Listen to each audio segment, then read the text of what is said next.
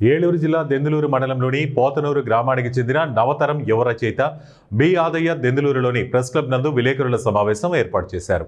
ఈ సందర్భంగా ఆయన మాట్లాడుతూ అక్టోబర్ 31వ తేదీన రిలీజ్ అయిన Baahubali the epic cinema release అయిన తర్వాత షాక్ అయ్యారని, నా ఎడిటింగే సినిమాలో వచ్చినందుకు చాలా సంతోషంగా కూడా ఉందని తెలిపారు. గతంలో రిలీజ్ అయిన 2 బాహుబలి సినిమాలు ఒకే ఒక సినిమాగా ఎలా చేయాలి అనేది తన ఆలోచనలతో ఎడిటింగ్ చేసుకున్నారని తెలిపారు. 3 సంవత్సరాల క్రితమే తన ఆలోచనలను సినిమా ఫీల్డ్కి చెందిన కొంతమంది వ్యక్తులతో పంచుకున్నారని, దానిని 3 సంవత్సరాల తర్వాత నేను ఏ విధంగా అయితే ఎడిట్ చేశానో అదేవిధంగా అదే సమయంతో సినిమా వచ్చిందని మీడియాకు వాట్సాప్ చాటింగ్లను చూపించారు. అయితే పరిస్థితుల ప్రభావం వల్ల బాహుబలి సినిమాకు సంబంధించి నిర్మాతను గానీ దర్శకుడిని గానీ ఎవరినీ కలవలేదని తెలిపారు.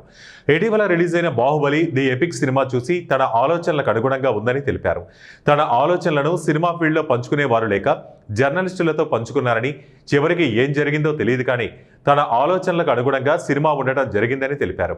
ఎప్పటికైనా ఎప్పటికైనా సినిమా డైరెక్టర్ రాజమౌళితో ముఖాముఖి ఏర్పాటు చేస్తే చాలు, పంచుకున్న అనుభవాలను డైరెక్టర్తో నా దగ్గర 3 సంవత్సరాల క్రితం చేసిన వాట్సాప్ చాటింగ్తో సహా నిజాలను తెలియజేస్తారని తెలిపారు. తనకి గుర్తింపు వస్తే చాలని, తన ఆలోచనలను ఎవరు ప్రభావితం చేశారో తనకు తెలియాలని ఆయన సినిమా ఫీల్డ్లోని పెద్దలను వేడుకుంటున్నారు. నాకు డబ్బులు అవసరం లేదని, ప్రచారం కోసం చేయటం లేదని, నా కష్టానికి గుర్తింపు మాత్రమే నేను కోరుకుంటున్నానని మీడియాతో తెలిపారు. కుదించి దగ్గరగా ఒక్క సినిమా ప్లానింగ్ అనేది నేను చేశానండి.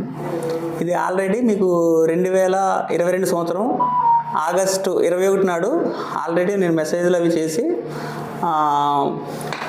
సినీ ఇండస్ట్రీకి సంబంధించి సురేష్ కుండెట్టి గారికి, డైరెక్టర్ రవిశంకర్ గారికి, ఇంకొక ప్రభాస్ అభిమాని రాజులు సంబంధించిన కుర్రోడికి ఒక అతనికి, ఇంకా కొంతమందికి పంపాను 3 సంవత్సరాల క్రితం అండి. అవి ఇప్పుడు ఏమైందంటే నేను ఆ 3 సంవత్సరాలు చాలా సైలెంట్ ఉన్నానండి. వేరే ప్రాబ్లమ్స్ వల్ల, నాకు ఏదో కుటుంబ సమస్యలు లేకపోతే హెల్త్ బాగోకపోవడం వల్ల మొత్తానికైతే 3 సంవత్సరాలు నేను సైలెంట్ ఉన్నా. ఇండస్ట్రీకి అయితే పంపించడం నిజం. నేను ఇండస్ట్రీ మనిషిని కాబట్టి, ఇండస్ట్రీలో నాకు చాలా ఫోన్ నెంబర్స్ ఉన్నాయి కాబట్టి నా కొన్ని ఛానల్స్కి పంపాను, ఛానల్స్కి కూడా పంపాను. ఇవి ఇప్పుడు నేను ఒకసారి మొన్న 3 నెలల క్రితం అండి బాహుబలి అనే సినిమాకి సంబంధించి కెమెరామ్యాన్ ఆయన ప్రకటించారండి, ఇది బాహుబలి 2 సినిమాలు కలిపి ఒక్క సినిమానే ప్లానింగ్. అక్కడ ఒక్కసారే నేను షాక్ అయ్యానండి. షాక్ అయ్యేసరికి ఇదేంటి, ఇది మరి నేను ఇప్పుడు ఆల్రెడీ 3 సంవత్సరాల క్రితమే నేను చేశాను కదా, ఆల్రెడీ మెసేజ్లు పెట్టాను, ఇండస్ట్రీలో అందరికి పంపాను, అరే ఈ మెసేజ్లే కదా ఈ చేశారని ఆల్రెడీ నాకు అరే మొత్తానికి కాపీ అయిపోయాయని. ఇంకా ఆ రోజు నుంచి మాత్రం నేను ఆల్రెడీ మాత్రం మనిషిగా లేనండి. ఆల్రెడీ పిచ్చోడిని ఉన్నా. ఆల్రెడీ 3 నెలల నుంచి మీరు నమ్మరు, సగం ఆయుష్ నాకు అయితే పోయిందండి.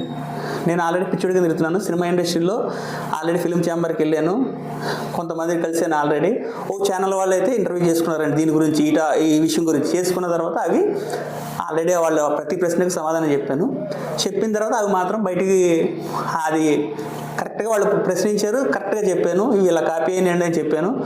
అది ఏ కారణం చెప్పడం రాలేదు తెలియదు కానీ బయటికి మాత్రం అది ఆ ఇంటర్వ్యూ అయితే రానివ్వలేదండి. నేను ఆల్రెడీ ఇప్పుడు మళ్ళీ ఇంటర్వ్యూ చేసుకున్నప్పుడే 1 నెల 10 రోజులు అయిందండి ఇప్పుడు ఇంటర్వ్యూ అయ్యి. అది ఇంటర్వ్యూ అయితే బయటికి రానివ్వలేదండి. అది మెయిన్. అయితే ఆల్రెడీ మిమ్మల్ని ఇప్పుడు నేను ఇక్కడ మన వెస్ట్ గోదావరికి సంబంధించి మిమ్మల్ని సంప్రదించండి సార్. ఇది మీరు నిజాలు చూసుకోండి, నా మెసేజ్లు అన్నీ మీరు చూసుకోండి ఒకసారి, మీకు ఆధారాలు కరెక్ట్గా కనిపిస్తాయి. ఇది సార్ నేను చెప్పేది. నేను కోరుకునేది ఒకటే సార్,